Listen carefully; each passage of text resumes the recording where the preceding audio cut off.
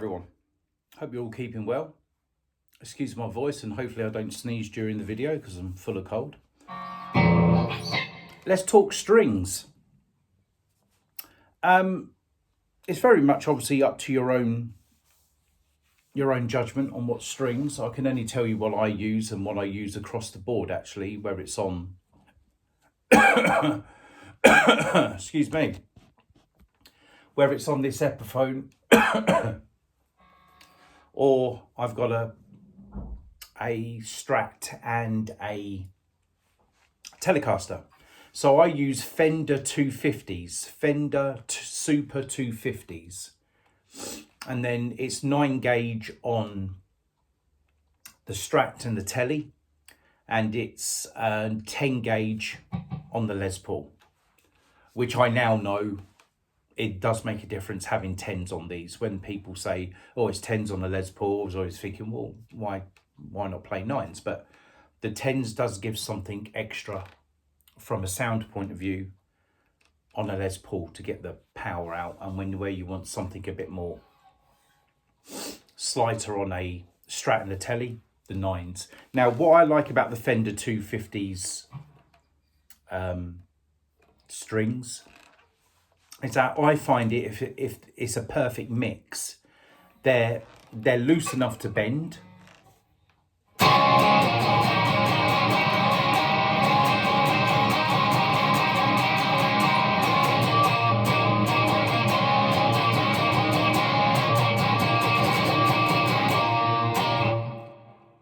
So they're a really good strength from that point of view. They're like a medium. But at the same time, if you want to chug, you know.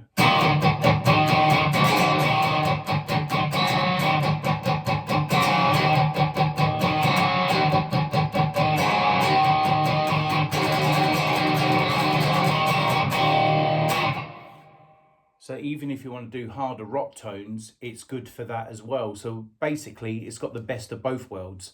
I find with some strings, they're very, very tight.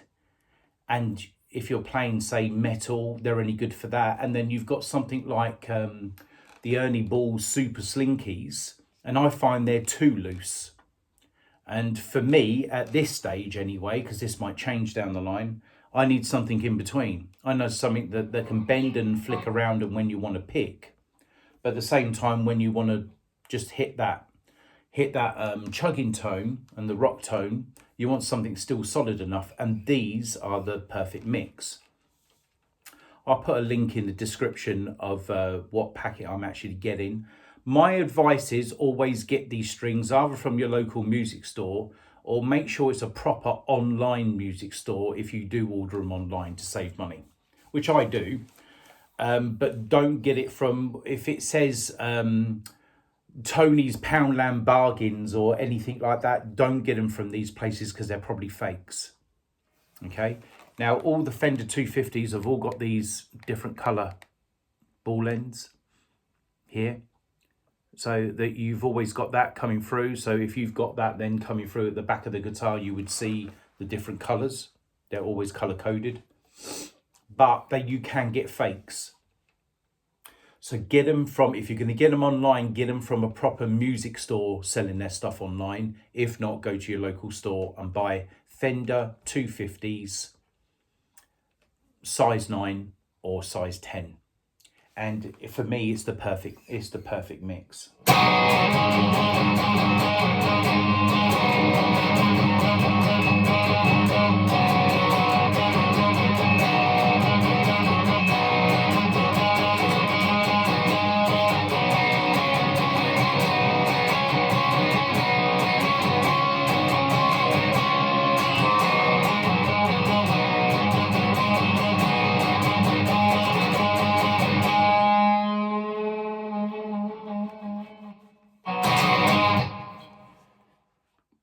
I personally have my strings on till they break.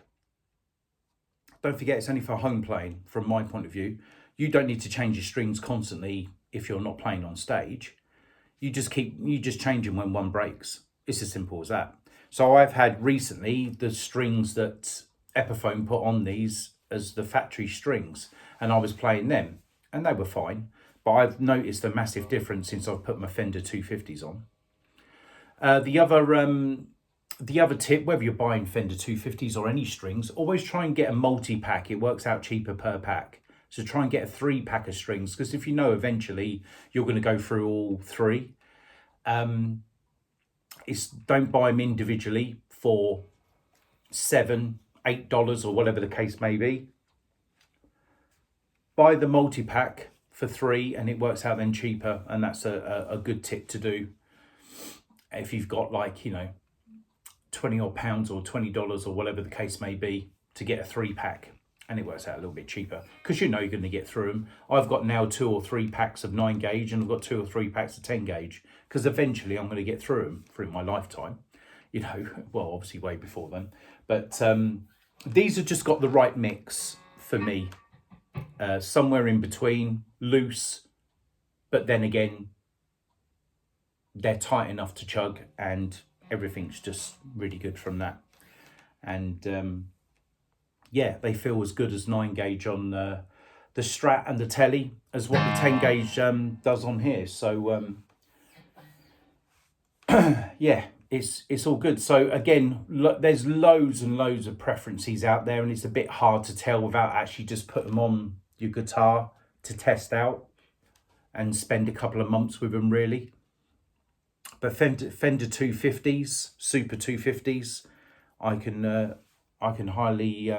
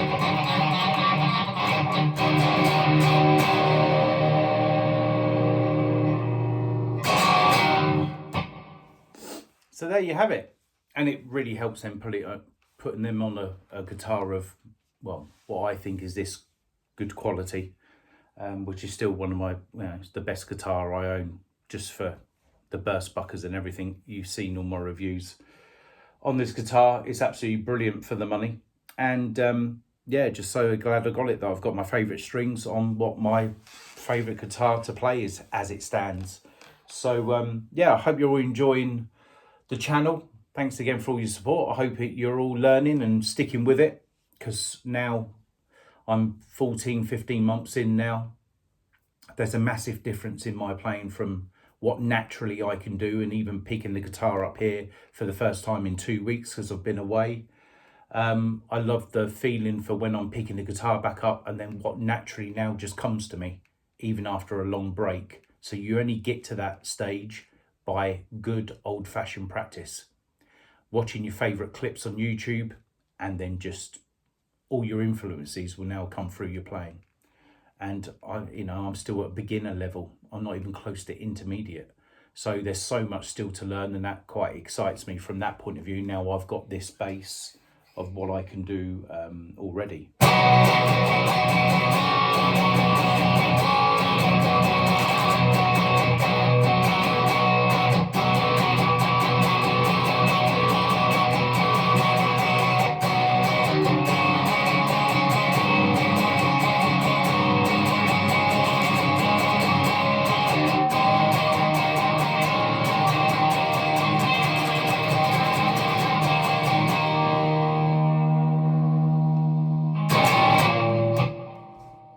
So take care, everyone. Thanks again for all your support. I'll see you again soon.